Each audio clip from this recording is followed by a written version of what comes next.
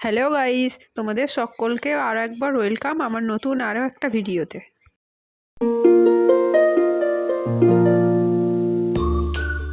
Sam বেশ কিছুদিন ধরে ভয়ে থাকতো, কারণ সে জানতে পেরেছিল যে কেউ তাকে মারতে চাইছে। কিন্তু স্যাম জানতো না যে কে সেই ব্যক্তি। আর এভাবেই চলে স্যামের জীবন। আর একদিন সে রেস্টুরেন্টে খাবার খেতে যায়। রেস্টুরেন্টে ঢোকার পর সে একজন ওয়েটারকে ডাকে। ওয়েটার আসার পর সে বুঝতে পারে তার এখানে প্রাণ সংশয় হতে পারে। সে বুঝতে পারা মাত্রই সেখান থেকে বেরিয়ে যায়। এবার তোমাদের কাছে প্রশ্ন হচ্ছে, কী দেখে সে বুঝতে পারলো যে তার এখানে প্রাণ সংশয় হতে পারে?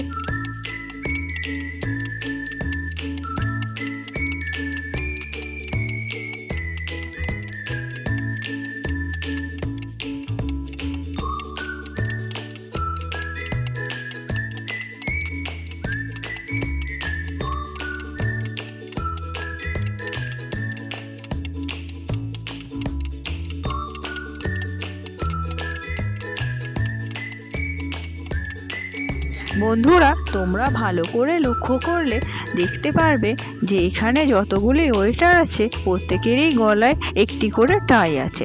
শুধু যেই মেয়েটি স্যামের কাছে এসেছিল তার গলাতেই কোনো টাই নেই। এইটা দেখেই স্যাম বুঝতে পারলো যে এই মেয়েটি আসলে কোনো ওয়েটারই না, এই মেয়েটি আসলে যে তাকে খুন করতে চাইছিল সে। বন্ধুরা, তোমাদের মতামত কমেন্টে লিখে জানিয়ে দিও।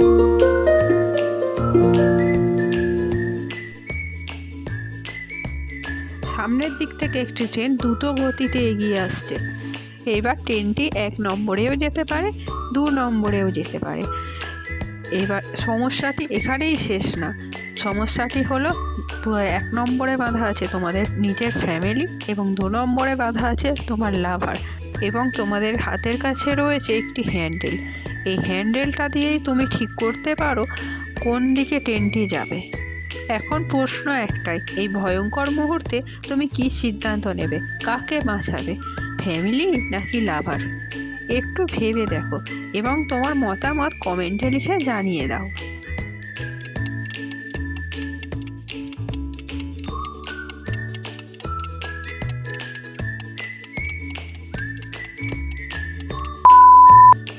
যারা কমেন্ট করে নিজেদের মতামত জানিয়েছো তাদেরকে অনেক ধন্যবাদ। আর যারা করোনি তারা এক্ষুনি কমেন্টে লিখে জানিয়ে দাও, কারণ এই প্রশ্নটা শুধু ট্রেন নিয়ে নয়, মানুষের মূল্যবোধকেও বোঝায়। চলো যাওয়া যাক পরের প্রশ্নে।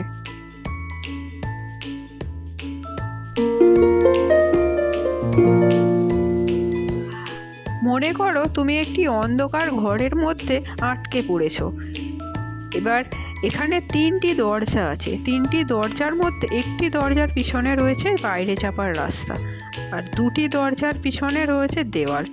এবার তোমার কাছে একটি চাবি আছে, তুমি দরজাটা একবারই খুলতে পারবে।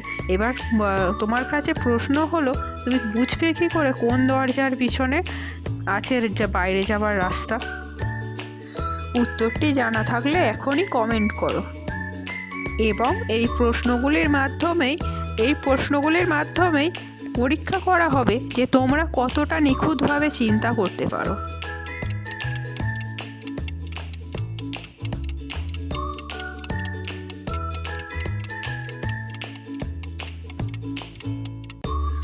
চলো এবার উত্তরটা জেনে নেওয়া যাক। এখানে তোমার জ্বালানো মোমবাতিটি প্রতিটি দরজার চাবির ছিদ্রের কাছে ধরে রাখতে হবে। যেই দরজাটির পিছন থেকে হাওয়া আসবে, মোমবাতির আলোটা নড়ে উঠবে, সেইটাই বুঝতে হবে আসল দরজা।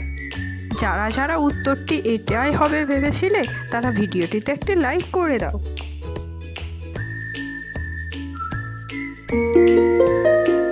এইবার তোমাদের সামনে রয়েছে একটি ছবি। এই ছবিটি ভালো করে মন দিয়ে দেখে বলো তো ইংরেজি শব্দটি কি হবে? যদি বুঝতে পারো কমেন্টে উত্তরটি অবশ্যই জানিও।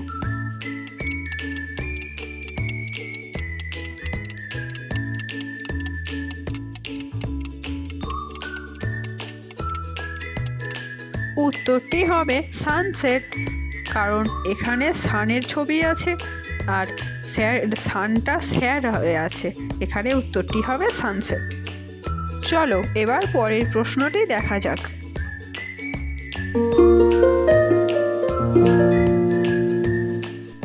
একদিন জঙ্গলে একটি গাছের নিচে একটি কুকুর, একটি বানর এবং একটি পাখি বসেছিল।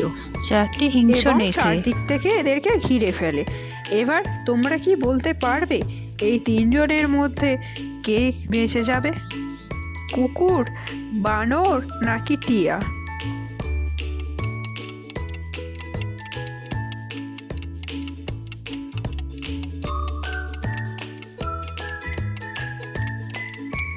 চলো এবার এর উত্তরটা দেখে নেওয়া যাক।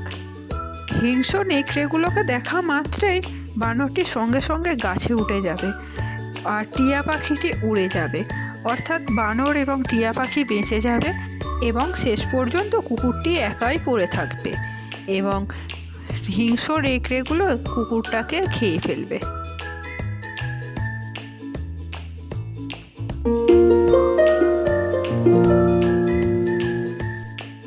চলো এই প্রশ্নের তিনটি ছবিকে ভালো করে মন দিয়ে দেখো, দেখে বলো তো খেলাটির নাম কি হবে?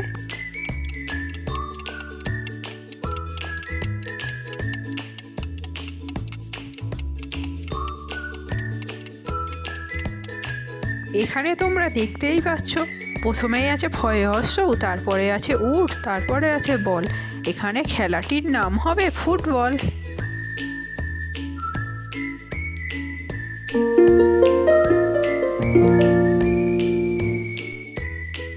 এবার এই দুটি ছবিকে দেখে বলো তো খেলাটির নাম কি হবে?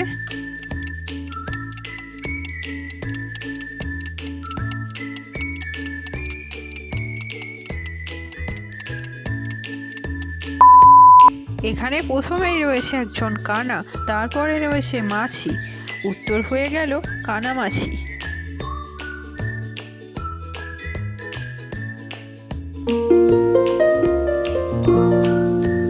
এইবার তোমাদের সামনে রয়েছে কিছু ছবি। এই ছবিগুলি ভালো করে দেখে বলো তো ইংরেজি কত নম্বরের কথা বলা হয়েছে এখানে। বুঝতে পারলে এখনই কমেন্ট করো।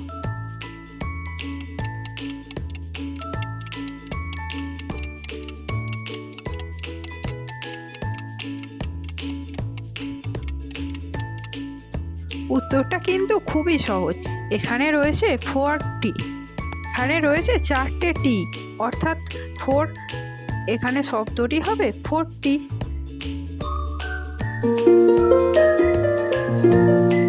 এবং এখানে এই দুটি ছবিকে ভালো করে দেখো এবং গেস করো যে খেলাটির নাম কি হতে পারে।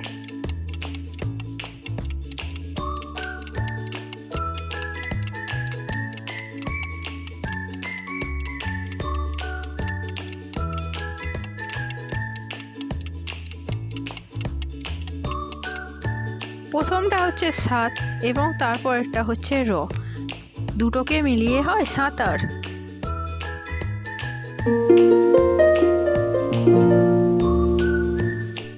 এবং আজকের শেষ প্রশ্নটি হলো, এবার এই ছবিগুলিকে ভালো করে দেখে গেস করো তো খেলাটির নাম কি হবে।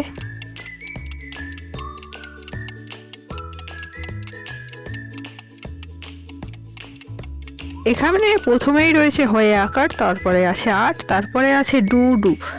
এখানে খেলাটির নাম হবে হা ডু ডু।